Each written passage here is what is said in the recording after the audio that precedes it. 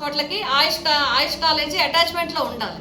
అది ఉండకుండా ఉండడం కోసం తిరిగి మరి పిఠాపురం లబ్ధిదారుల నెత్తి మీద పిడుగు వేయటం అనేది మేమందరం కూడా తీవ్రంగా నిరసిస్తున్నాం. వీళ్ళందరూ ఆల్రెడీ మొత్తం అందరూ కూడా 5 వార్డుల జనం, ఇందులో అన్ని కులాల వారు, అన్ని మతాల వారు కూడా ఉన్నారు ఇందులో లబ్ధిదారులు. మేము దీన్ని తీవ్రంగా నిరసిస్తున్నాం. గవర్నమెంట్ తక్షణం, డిప్యూటీ సీఎం గారు తక్షణం దీని మీద ఎంక్వైరీ చేయాలి. తక్షణం ఇది లబ్ధిదారులకే పూర్తిగా వాళ్ళకి ఉండి అక్కడ హౌసింగ్ శాంక్షన్ చేసి వాళ్ళు గృహ నిర్మాణం చేసుకునే విధంగా చేయాలని చెప్పి మేము కోరుతా ఉన్నాం. ఇది చాలా అన్యాయం. ఇది లబ్ధిదారుల కోసం కేటాయించిన భూమి, పట్టాలు ఇచ్చిన భూమిని, పట్టాలు రిజిస్ట్రేషన్ చేసిన భూమిని మీరు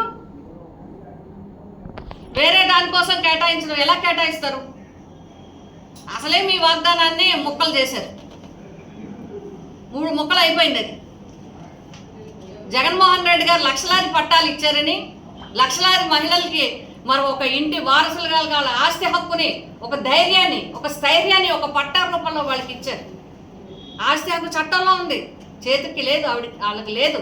కానీ ఈరోజు నాకు లక్షల విలువ చేసే పట్టా నా దగ్గర ఉంది, నా జగనన్న నాకు ఆడపడుచుగా నాకు ఇచ్చాడని గర్వంగా ధైర్యంగా చెప్పుకునే స్థాయిలో ఈరోజు మహిళలు ఉంటే మీరు దాన్ని కూడా లాగేసుకుంటారా? మీరు ఎలక్షన్లో ఏం వాగ్దానం ఇచ్చారు?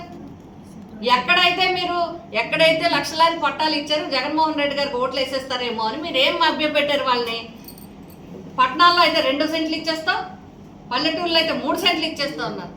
ఒక్క అడుగు కదిలింది లేదు, ఒక పట్టా ఇచ్చింది లేదు, ఒక ఎకరం భూమి కొన్నది లేదు. జగన్మోహన్ రెడ్డి గారు ఒక్కళ్ళు కోర్టుకి వెళ్లకుండా వేలాది ఎకరాలు కొన్నారు, కోట్ల రూపాయలు పెట్టి. అంత చక్కగా కార్యక్రమాన్ని చేస్తే మీరు ఇల్లు ఇవ్వకపోగా ఈరోజు వీళ్ళు పట్టాల లబ్ధిదారులు అందరి తరఫున సుమారు ఇక్కడ ఈ 5 ఎకరాల్లో 200 పైన 245 మంది చెప్తున్నారు. ఏదైనా 200 పైన మంది లబ్ధిదారులు ఉన్నారు. వాళ్ళందరి పక్షాన మేము నిలబడతాం. ఎట్టి పరిస్థితుల్లోనూ ఆ పట్టా స్థలాలు వారికే చెందాలి, అన్యాక్రాంతం చేయడానికి వీల్లేదు. పిఠాపురంలో పేదల పట్టాలు పేదలకే ఉండాలి. ఎవరికి అన్యాక్రాంతం చేసినా వైఎస్ఆర్సీపీ పార్టీ ఊరుకోదు. మేమందరం కూడా వైఎస్ఆర్సీపీ కుటుంబం మొత్తం ఈ పట్టాదారుల పక్షాన నిలబడతాం. మేము కలెక్టర్ గారికి అందరికీ కూడా మేము రిప్రజెంటేషన్స్ ఇస్తాం, గవర్నమెంట్కి కూడా చేస్తాం. ముఖ్యంగా డిప్యూటీ సీఎం గారిని మేము కోరుతా ఉన్నాం, ఏదైతే ఉందో లబ్ధిదారులకి న్యాయం చేయండి. మీ కాలేజీకి కావాలంటే ఎక్కడైనా వేరే దగ్గర కొనండి, లేదా వేరే భూమి ఏదైనా ఉంటే అలాట్ చేయండి. అంతేగాని పేదల కడుపు కొట్టి పేదల నిలువు నీడ కూడా లేకుండా చేయటం అనేది మాత్రం చాలా అన్యాయం. ఇది తక్షణం మీరు తక్షణం దీని మీద కలగజేసుకుని వెంటనే ఇది ఏదైతే ఈ ప్రపోజల్ పంపించారో ఈ ప్రపోజల్ తక్షణం నిలుపుదల చేయాలి. ఈ ప్రపోజల్ని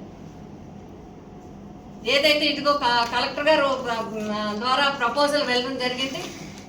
మా లేఅవుట్లో ఇవన్నీ కూడా